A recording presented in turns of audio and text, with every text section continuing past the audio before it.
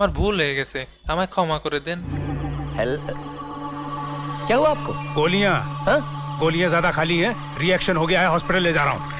Bye bye, tata, good bye, गया।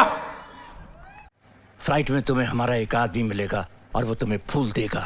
फूल दे doctor साहब, अब ये तकल्लुफ की क्या जरूरत थी? हिसाब बोझो ना, दूध खाओ। ऑपरेशन 15 दिन के अंदर अंदर हो जाना चाहिए। अरे डॉक्टर साहब, 15 दिन की कहाँ बात कर रहे हैं आप? मैं तो 7 दिन में काम खत्म करके वापस आ जाऊंगा ना, आप फिक्र मत कीजिए बिल्कुल भी। साले का खोपड़ी तोड़ साले। बस आप मेरी माँ का ख्याल रखिएगा, मैं अपनी माँ से बहुत प्यार करता हूँ। माँ को तुम ही क्या, मैं भी माँ को बहुत प्यार करता हूँ। वो सिर्फ तुम्हारी माँ ही नहीं, हम सब की माँ है।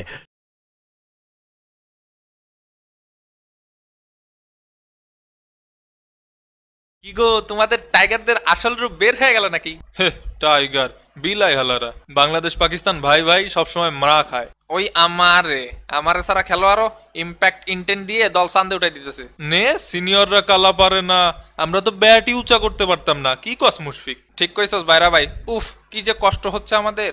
ঠিকই আছে, আতেলদের শিক্ষা হওয়ার দরকার ছিল। দেশরে তো আর আমরা কম দিলাম না, বিনিময়ে ক্রিকেট বোর্ড আমগরে অসম্মান ছাড়া কিছুই দিল না। বাংলাদেশের খেলা দেখতে বসলে আর আগের মতো মজা নাই, কোনো প্লেয়ারই নাই দলে আগের।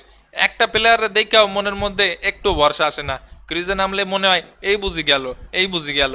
কেউই দায়িত্ব নিয়ে খেলে না। কি করছেন ভাই? আমাকে যে ইম্প্যাক্ট আর ইন্টেন্ট, এটা দেখেই তো ক্রিকেট বিশ্ব ভয় পায়।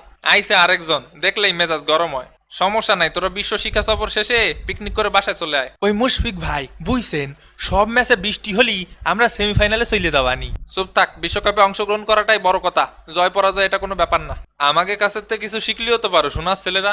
সারা জীবন খেললে আমাকে সাথে, এখন ভাব মারো এমন যেন সারা জীবন কেনিয়ার সাথে খেলিস। কিরে বাবরের বেটা, দিছে না বইরা, তোরা জেনেই যাবি সেনেই মাইর খাবি। চুপ থাকতো ভাই, এমনি মন মেজাজ ভালো না। আমি একাই করেছি 109 রান, আর পুরো বাংলাদেশ দল অল আউট 101 রানে। তাইলে রাইলে রুসো বনাম বাংলাদেশ ম্যাচে রুসো 1/8 রান। আরে এগুলা সব প্র্যাকটিস ম্যাচ, আমাদের টার্গেট পরের বিশ্বকাপ। সমস্যা নেই সাকিব ভাই, সেমিফাইনালে আমি শক্তভাবে ঘুরে দাঁড়াবো। সেমিফাইনালে তুলবে তোমার বাপে, তোমার কেরিয়ার বাংলাদেশ ক্রিকেট দলের মতোই উজ্জ্বল। যেই দেশের দেয়ালে দেয়ালে হারবালের পোস্টারে ভরা, সেই দেশের ক্রিকেটাররা মাঠে দুর্বল থাকবে, সেটাই স্বাভাবিক। আপাতত আমাদেরই গালি কন্ট্রোল করার সিরাপ খাওয়া লাগবে। এই শালার বেটা, লেভেলে এসে কথা বল। লেভেলে এসে কথা বলবো মানে? আমি লর্ড শান্ত, আমার লেভেল সম্পর্কে তোমার কোনো ধারণা আছে? বাংলাদেশ দলের অটো চয়েস। হ্যাঁ, বিরাটের থেকেও বড় খেলোয়াড় তিনি। কিসির বিরাট? আমার লেভেলে আসতে গেলি বিরাটের আরো 100 বার জন্ম নেওয়া লাগবে। হ্যাঁ, সাকিবের থেকেও সেরা অলরাউন্ডার তুমি। কিসির সাকিব? আমার লেভেলে আছে এগুলো। ভাতিজা ঠেসা ভাঙা বাড়ি দিবানি। ও ভাই সরি, হুট করে আপনার কথা বলিছে, আমি ধরতে পারিনি। অস্ট্রেলিয়ারও তো 2টা বিশ্বকাপ আছে, আপনাকে নাই কেন? তাদের থাকলেই যে আমাদের থাকতে হবে এরকম তো কোনো কথা নাই। তাইলে ওরা হারলেও যে আপনার হারতে হবে এরকম তো কোনো কথা নাই। আজাইরা লজিক। আরে কেন সাকিব ভাই, ওই যে কলা বাগান ক্রীড়া চক্রের সাথে খেলে একটা কাপ জিতেছিলাম না আমরা, ওইটার কথা বলেন। শালা শান্তর মতো প্লেয়ার বিশ্বকাপ খেললে আমি বছরের পর বছর দলের বাইরে থাকি কেন বুঝি না। মাশরাফির আমলের দলটারে খুব মিস করি।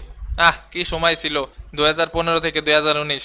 যাই হোক, এমন আর আফসোস করে লাভ নাই। তো যারা এখনো সাবস্ক্রাইব করেন নাই, সাবস্ক্রাইব করে ফেলুন, কারণ দল জিতুক বা হারুক ভিডিও আসতেই থাকবে। বিদায়, ফিরতে